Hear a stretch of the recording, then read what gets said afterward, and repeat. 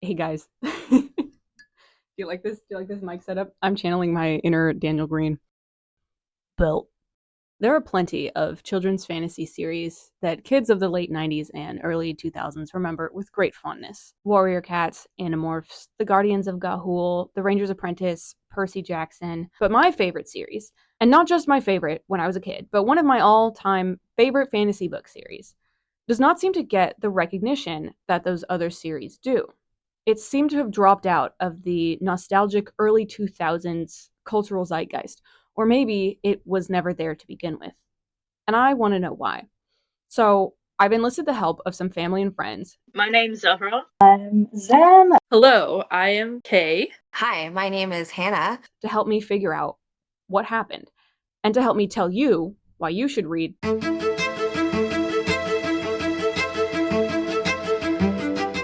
Deltora Quest is a children's fantasy series consisting of 15 books.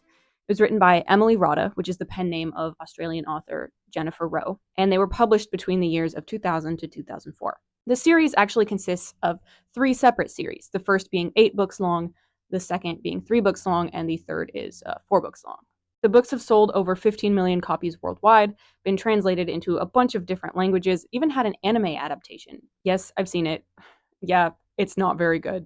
Rodda wrote these books for kids who didn't like to read. So she wrote short, engaging little paperback novels that took elements from video games to make them almost interactive. There are puzzles and riddles and little mind games on the page that you get to solve alongside the characters. I thought, I can't write a huge fat tome. What I can do is write a series of short books that in a bite I can tell the story.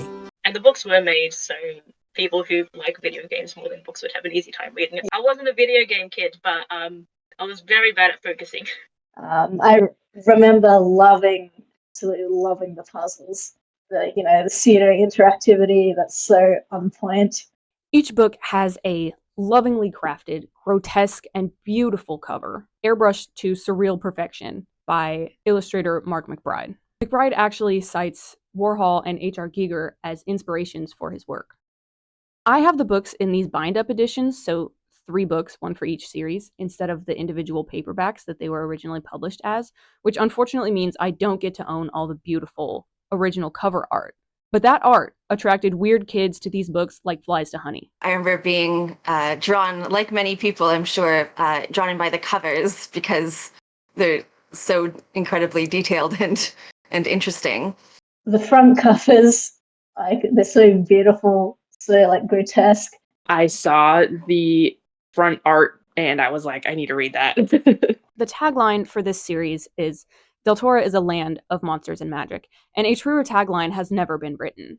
Each book features at least one crazy monster, and not typical fantasy or folklore monsters like griffins and fairies. I'm talking things you've never seen before in your life. There's these giant bugs that live in the desert and reproduce by shedding one of their many stomachs once it's full and laying eggs in the stomach so that the larvae have something to feed on when they hatch. There's the Vral, a creature quite literally designed in a lab to be a killing machine. There's this guy, this enormous slug that lives in a maze-like system of semi-aquatic caves and traps people in the walls of its cave by spraying this sticky stuff from its mouth that hardens into stone when it dries, and then it sucks the human juice out of the stone cocoon in its walls. Okay, these books are not afraid to be grotesque. There is no pulling punches. And it's not just the monsters. Horrible things happen to the characters, too.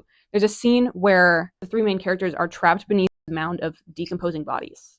There's another scene where one of the main characters nearly has his face ripped off and then ends up with permanent scars. There's a woman who gets bitten to death by snakes. They really go crazy, and I loved it. I think these books are... No, I don't think. I know these books are to blame for my love of the horror genre. My gateway drug into the grotesque. Monster horror, body horror, ghost horror, psychological horror, supernatural horror. It has it all. You see a hornet climbing up a window with a spider, that it's going to feed to its young, and naturally the thoughts of monsters occur to you. Well, actually, I suppose to a lot of people it wouldn't occur to them. But it does occur to me. I first discovered Deltora Quest when I was about 7 years old. I saw one on the shelf of my local library, saw 10,000 rats on the cover and was like, say less. I had actually picked up the third book in the series, not realizing it, but I devoured that book and I loved it. Who among us at 7 years old does not love reading about weird three-legged creatures and a rat plague and a cult and a giant snake and magic gemstones? My sister also discovered the books at about the same time, and so we started reading them together in order, and we were hooked instantly. But at the time that we were discovering it, none of our other friends were reading these books or had even heard of them. Kids would get in groups and talk about Percy Jackson, or kids would get in groups and talk about Harry Potter. But I don't ever remember like getting together with a group of friends and talking about deltora. I would just talk about it with you. Same with me. Like, I have a lot of friends who are readers, and none of them have read Deltora Quest, or at least don't remember reading it. This is Editing Bryn, just popping in to say that all 4 of these interviews are available in a separate video. I'll leave the link in the description and in a card if I remember to do that. So, let me pitch it to you. Let me tell you what it's about. The country of Deltora is a union of 7 different territories. Hundreds of years ago, when the country was first formed, the tribes all united under one banner to drive out the evil Shadow Lord. The Shadow Lord is giving very much Sauron, very much big dark cloud beyond the mountains, just an ominous, malevolent presence. But that's something I can very easily forgive, because the actual villains and monsters and antagonists that are featured within the story are really varied and compelling and scary. So each tribe has their own gemstone that they revere as a talisman. The man who united the tribes and drove out the Shadow Lord and eventually became king did so by crafting a belt with 7 slots for 7 gemstones. Each tribe in turn gifted their treasure to the king as a symbol of their trust in him and as a symbol of the unity that they now all share. And so this belt, imbued with the faith and power and treasure from the land and its people, becomes something greater than the sum of its parts and creates a magic that drives out the Shadow Lord. So this first king wore the belt always and never let it out of its sight. But after years of prosperity, hundreds of years, the descendants of the king grew lax. The people began to believe that the Shadow Lord could never return, and maybe he had never even existed. They began to doubt the magic of the belt, and to believe that it was nothing more than just pomp and circumstance and tradition. The rulers of Deltora became weak and susceptible to lies, and isolated themselves in the palace away from their citizens, unaware of the growing poverty and unrest. It all comes to a head one fateful night when the Shadow Lord's servants execute a coup, breaking the belt into pieces and scattering the gemstones in the most remote and dangerous parts of the country. The king vanishes, and Deltora suffers under occupation for 16 years. All of that is just the setup. We have not even got to the characters. That's just the lore you need to know to begin the story. Leif, our protagonist, has lived every day of his life in the worst of the Shadow Lord's occupation. He lives in the former capital city, in the looming shadow of the empty and corrupted palace, where he's witnessed regular public executions ever since he was a little baby. And on his 16th birthday, Leif's father tells him something shocking. Not just all of this information that's been suppressed and hidden about the belt and the first king and the magic, but Leif's father tells him that he, a humble, disabled blacksmith, had once lived in the palace, was personal friends with the king, and helped the king escape on the night of the invasion. And in secret, Leif's father has reconstructed the belt. He had planned to go on a quest to restore all the gems to the belt, but his accident several years ago left him unable to complete such a task. So Leif agrees to take on his father's quest, and accompanied by family friend and former palace guard Barda, he heads out from the only home he's ever known on a quest to reunite the 7 tribes in secret. Both men know full well they may not return alive. Their quest gets off to a horrible start, and the only reason they survive the first day is because they accidentally get saved by a strange wild girl. How do I even begin to describe Jasmine? She is quite literally a feral human. Not in the should we throw a party, should we invite the mother frontman kind of way, but like abandoned as a child and practically illiterate and has no understanding of social cues or money or morality. She lives off the land and lives off of what she can steal. She meets Leif and Barda when they're left for dead on the side of the road, and she starts looting their corpses. She's terribly skeptical of their quest and does not trust them, but she becomes their companion nonetheless. So, armed with nothing but some swords, their wits, and the thin faith that once the belt is together, it will bring Deltora's heir out of hiding and banish the Shadow Lord once and for all, our 3 heroes strike out on a quest to determine the fate of their world. Series 1's plot is at first a fairly straightforward MacGuffin fantasy quest, right? If we can defeat all the monsters, recover all 7 gems, and restore the belt to the heir, we win, right? That will get rid of the Shadow Lord. Right? Series 2, without giving too much away from Series 1, takes a pretty realistic look, at least for a children's series, at what happens next. The despot has been deposed, so how does a country recover from occupation when there's still so much poverty and paranoia and the issue of succession and inexperienced leaders and loved ones still trapped and enslaved by the Shadow Lord? And then Series 3 builds even further on what happens in the prior 2 series, dealing with really intense topics like cults, propaganda, xenophobia, predators, and despair. It was sort of like an introduction to maybe a few more slightly difficult concepts. Like as a kid, you read books where at the end of that series, everything will be okay, everything's happily ever after. Then you get to the second series and it's like, whoa, things are still going. And then you have other things like propaganda in the third series. Obviously, it's simplified for kids, but a lot of things that it covers, it doesn't shy away from. I started rereading the second series, and I was struck by how dark they are. The plot of the Shadowlands series is so hard to read sometimes. It's really dark. It's really upsetting. I remember being a teenager and kind of reading the Faith plot line, and I had remembered, from my childhood how it was resolved. I remember being 15 and rereading that plot line and just having this faint sense of dread. I knew what was coming and I couldn't stop it because it's so horrific. I think one of the lines is just something about Jasmine screamed and screamed and screamed. And it's heartbreaking and evocative. There's this slow and steady shift that I think is frankly genius in the later books, where the big villains and monsters are no longer just beasts that exist in the world or creatures created to serve the villain, but they're ordinary people who have chosen evil and become more twisted and grotesque than any creature ever could be. There's a complexity in morality. There's a difference between how the books treat a natural evil, like all the dangers in the Forest of Silence and the Ozmine Hills, versus an unnatural evil, like everything the Shadow Lord gets up to. And there's characters like Tom, who are just kind of I don't care what you get up to, either give me the money or stay out of business. I don't really recall seeing that in other kids' books.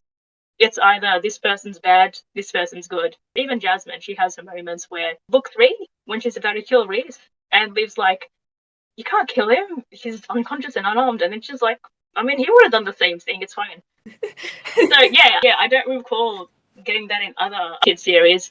And it's these little subtle things that I think makes Deltora Quest stand a cut above the rest of children's fantasy. Is it at times a little silly? Sure. Is it simple? Yes, but it does not lack for depth. Rada wrote these books simple on purpose. She wrote a manuscript and then stripped out all of the fat, all of the extraneous information that didn't need to be there, and still managed to pull off some really incredible plot twists and world building. I really did think about Deltora Quest for about 2 years before I wrote it. Knew where the rivers were, knew what the main cities were. I can't imagine a more exciting writing experience. It was wonderful. I think the world, it's just very vibrant. I remember that sort of feeling of that's kind of makes me a bit uneasy, but it's kind of really cool and new and interesting, sort of sticking with me throughout the books. I think it was the world building that pulled me to it. The world building is genuinely very impressive. The series title has the name of the world in it. It's called Deltora Quest. And the world is very much a character in the story. We see that especially in the first series, but moving on to the second and third, the land is a character in itself. And I think that's a really interesting way to tell a story and to world build. And so I think that's very compelling. And there's so much other just dope world building. Aside from all the monsters and the different cultures and the regions and all that, there's just really fun concepts. Like the city of Broom. It was once a dragon-infested area, right? And dragons used to carry off women from the city because they wanted their hair to line their nests. So the women of Broom, hundreds of years ago, would shave their heads and then tattoo or paint them so they wouldn't get carried off by dragons. And the dragons have long since left the area, but the tradition persists. So you can instantly recognize a woman from Broome because of their specific cultural dress. And I just think that's so dope. Like, that's how you do world building. That's how you show how something born from necessity over hundreds of years turns into culture. That's how you explore interesting concepts of gender presentation. That's how you show little girls that they don't have to be quote unquote feminine.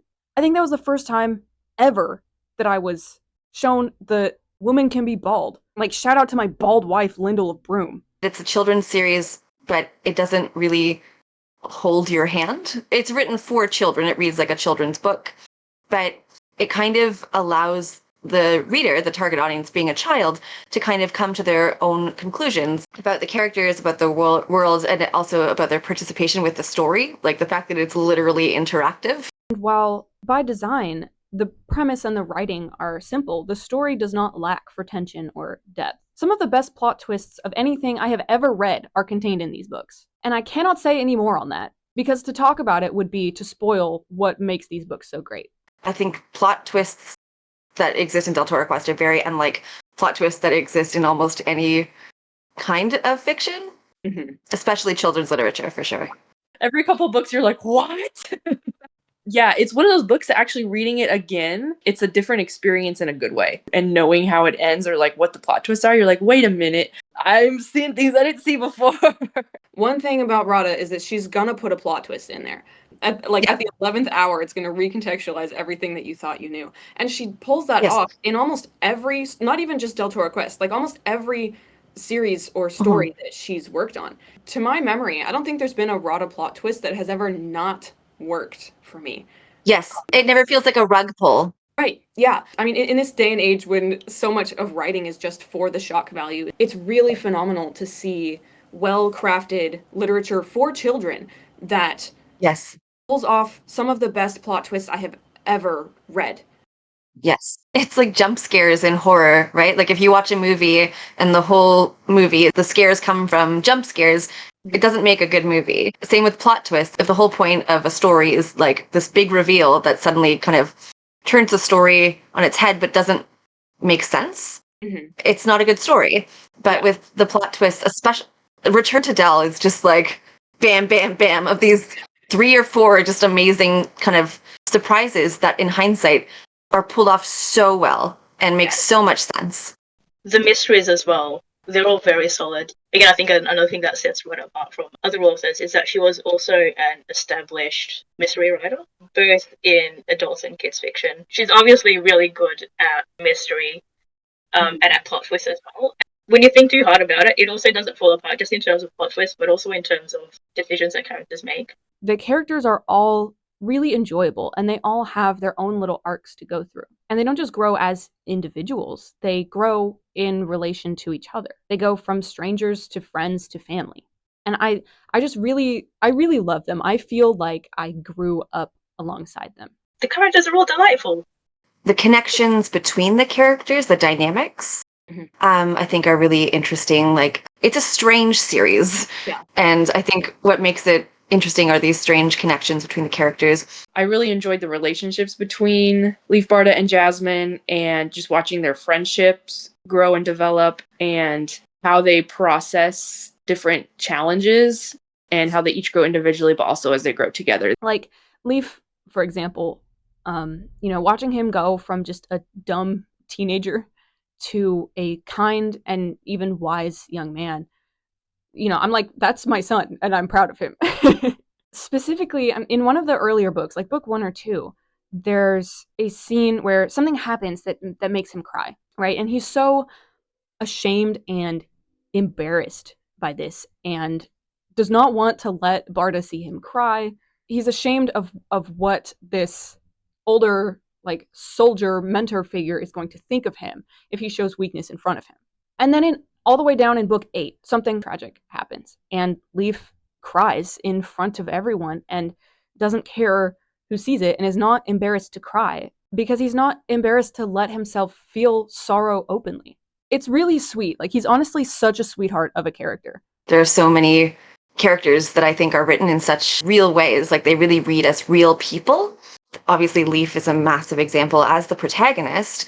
He does a lot of dumb stuff Like he makes a lot of choices that I think protagonists in novels, particularly children's novels, the authors wouldn't allow them to make those choices because sometimes they're selfish choices or clearly the wrong choices. And when he makes those choices, you're reminded that you're reading about this character who, yeah, these are choices that a 16, 17, 18-year-old boy would make. Yeah. And then you have Jasmine, who's lived by the edge of her knife for years, and then finds herself in the company of people again. And she has to learn that it's okay to rely on others. It's healthy to trust your friends.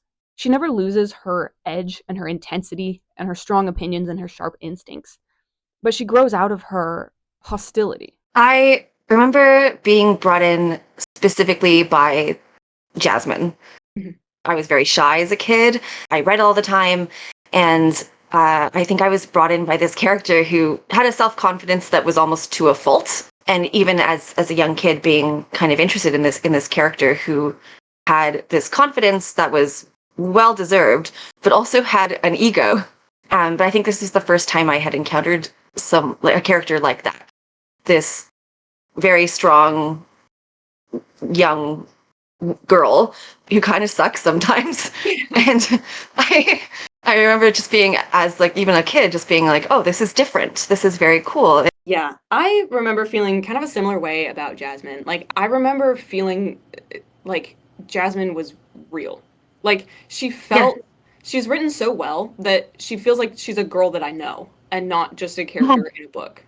And Barda, the resident team dad, goes from this gruff guy that wanted to do this quest alone and is kind of unhappy that he has to bring Leaf with him, and kind of annoyed that he got saddled with the responsibility of watching out for these two kids. He goes from that to a man who really loves and respects his quest family and is always there as a rock for them to lean on. And also how the book treats adults. Children's authors, they obviously want to focus on what the kids are getting up to. In other theories, they normally fall into this trap of making the adults incompetent just to explain why they're not there. But deltora quest doesn't do that. So, you have obviously Barda, who's parental supervision. Yeah. But they meet a lot of adults who are very competent and who can still do things. So it still keeps the focus on the kids and what the kids are doing, but it doesn't completely wipe out the adult's agency. It's so fun reading these books as a kid and relating more to the kid characters, and then revisiting them as an adult and finding relatability and seriousness and even humor in the adult characters like Barda. Character development across the series. People go through some pretty significant changes, and when you're older, you're kind of able to see like a lot of more subtleties, perhaps, in the characters, the way that they develop. Like in some senses, you can connect with some of the older characters a bit more. And there's so many great characters beyond just the main trio. Probably the most standout character in the series is Doom, the paranoid leader of the Resistance. There really is not anybody quite like Doom. He's a deeply traumatized character whose relationship with the main trio is at times hostile and at other times their only hope. Doom remembers his past and all of that, but it's not like his relationships with other people magically gets fixed. That was sort of like an introduction to the concept of trauma as a kid. I think the Jasmine Doom dynamic, for example, is so excellent. And unlike a lot of character dynamics that you see, it's kind of unprecedented. Yeah. No, it's this strange, wonderful relationship. And I think it's so lovely and so odd and so them. And so the shift in his dynamic with our main characters is fascinating to watch unfold. And his surrogate son, Dane, serves as an interesting foil for Leaf, because they're about the same age, and Leaf wants to like Dane, but finds him a little bit annoying, and Dane brings out a lot of complicated emotions in Leaf that I don't know if Leaf fully recognizes that he feels. So it's a simple series, yes, but when you dig into it, there's a lot going on. And Radha is incredible at writing women.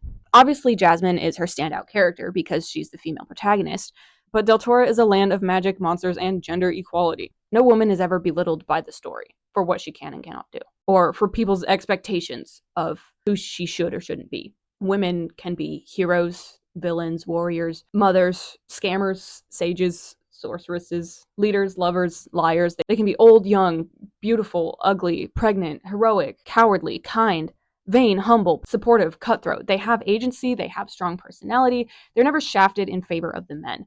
And it's so refreshing to open up an almost 25-year-old fantasy series and just not have to deal with sexism. So, what happened to these books? Why does it seem like no one remembers them? I was not able to find up-to-date sales information on these books. I've seen the number 18 million thrown around a lot unsourced online, but I've also seen that number used just to mean the number of sales Emily Rada as an author has had. And she's written tons of other books. And Scholastic doesn't keep up-to-date information on this on their website. So the most recent sourced information that I can find is this medallion on the cover of the 2011 edition, which says 15 million copies sold. So that's the number that I'm going with. That's nothing to shrug at. With 15 million copies sold, you would think it would have stuck around in the cultural consciousness for longer. So, like, where did they all go? Even as a kid, I don't have any memories of my friends ever reading them. Yeah. And, people read, Warrior Cats and Harry Potter and things like that. But no one read Deltora Quest. And it's so strange because the people that were reading those books are absolutely the target audience for Deltora Quest. And maybe it didn't sell well in the States. I remember seeing it in the Scholastic Book Fair catalog and in my local library and at my sister's school library. But I can't recall ever seeing it at a Barnes & Noble. And I didn't know anybody that owned the books. I didn't even own the books until much, much later when I was 12 and I was able to start buying books with my own money. And then even some of these, Deltora Quest 3 and 1, I'm pretty sure I had to special order them from Australia. I think it's a marketing failure, to be honest. I don't think that Scholastic did a good job at marketing it seemingly in North America. As far as I can tell, they are no longer published in Canada. I was thinking about that question when you sent it to me a couple weeks ago, and I realized I don't have a proper answer. Mm-hmm. I think it's like a strange literary mystery. Yeah. And I wonder if it's a mixture of things. My initial thought when I was thinking about why it wasn't as popular was, well, maybe there weren't as many copies sold in the US as there were in other countries. But I don't know the stats on that. I don't know. I feel like when I was a kid, the kinds of stories, the kinds of books that kids my age were reading were not high fantasy. I think kids enjoyed fantasy stories, but in a more familiar setting. Fantasy that takes place on Earth or in an Earth adjacent universe. Right. Harry Potter, Percy Jackson. Yes. It's magic and stuff, but just in the regular world. Yes. I had friends who were interested in high fantasy like I was, but I don't think it was as popular with the majority of children. Mm-hmm. So that could be a factor. And I also have to wonder if the same thing that drew me and my sister and all my friends to the books, namely Marc McBride's beautiful, surreal, grotesque artwork, was maybe a turnoff for other kids. This is all just conjecture. This is just based off of anecdotes. I don't know if I'll ever be able to get to the bottom of this. I wonder if most of the sales in the States went just to schools and libraries and not so much to people's individual homes. I did, though, manage to get my hands on this 21st anniversary edition that came out a couple years ago. But I think I had to get this one from Australia. So Scholastic Australia is still keeping up to date with Deltora Quest, but there doesn't seem to be much of a market for it stateside. It could simply be that if something burns out fairly quickly, perhaps then people just forget about it. Mm-hmm. And then also then you don't see it as much in your libraries. Does nobody know about them simply because they're Australian? There's other Australian books like The Ranger's Apprentice that have made the jump, overseas and became popular in the States. And in talking to my Australian friends, I discovered that the cultural consciousness surrounding Deltora Quest is completely different there. Rhoda was very present on the scene. She was solid shelves in the library, So I was going to ask, why do you think the series never got as popular as other children's series? That is not the case in Australia. And do you think that that's mostly just because Rada is a local author? Yeah, I think it is actually. I think like because the market's also really saturated with, say, authors from the US and the UK. So when we have something that comes out over here, it being a local thing is something that's really advertised. But yeah, I definitely think that her being Australian is part of the reason that it stuck around so much over here. It's part of our childhood. Might not necessarily be asked to read it in class or that kind of thing, but certainly they're pretty popular. I mean, I was some Reddit the other day and somebody just like a video of like some kind of weird worm or something like that, and somebody was like, "Oh, I love this guy in deltora quest." Definitely a thing that people are aware and enjoy. And it does feel very Australian to me, I suppose. What about it makes it feel so uniquely Australian? Of course, you have like the stereotype monsters everywhere, everything's trying to kill you, kind of thing, which I think is actually more applicable to like the US and Canada. But where you're kind of aware that, all the animals in your country are kind of weird and funky. The series had a lot of staying power in Australia, probably because there's a sense of local pride. It's a local author that did this big thing, and so it stuck around in its home country a lot more. And aside from Australia, the series apparently did super well in Japan, hence the anime adaptation. I have no way of knowing how many Japanese language copies were sold there, but it's got to be a lot in order for it to get picked up.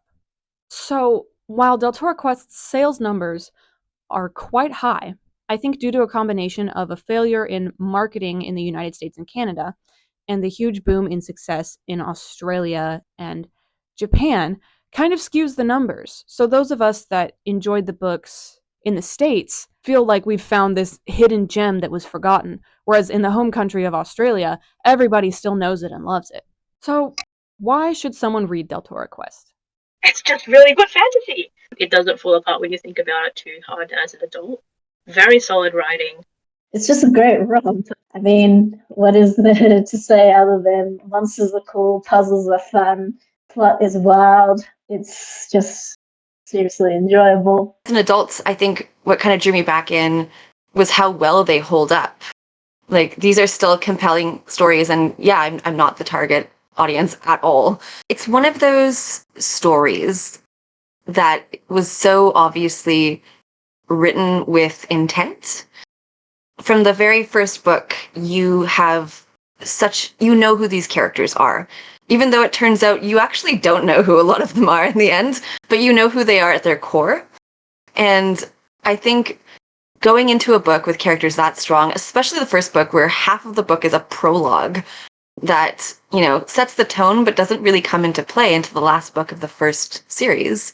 I think that it's a special treat. I say give it a crack. I mean, like, they're all very short. Like, you can just pick up the first book and read it. It's 120 pages. It's divided into parts. You can just, like, read it and be like, I like this or I don't like it, because that gives you a very good taste of the series. But, if you do like fantasy and adventures, and if you do like mysteries, age doesn't really matter, because it's very solidly written. It's very easy to read for kids. It's very easy to read for adults as well, and also very enjoyable. I think you should read it. It's not just like a really good story. It teaches valuable lessons about friendship, about bravery, about internal struggles happening at the same time as external conflicts, and then like duty and responsibility over, personal wants and desires, and like balancing all those things. I think lessons that kids and adults can benefit from.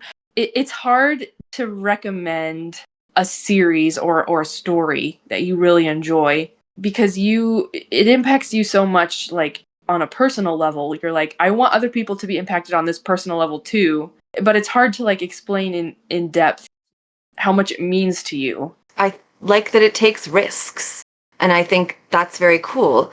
I think even with adult literature these days in particular, I think a lot of authors play it safe to what is easily marketable.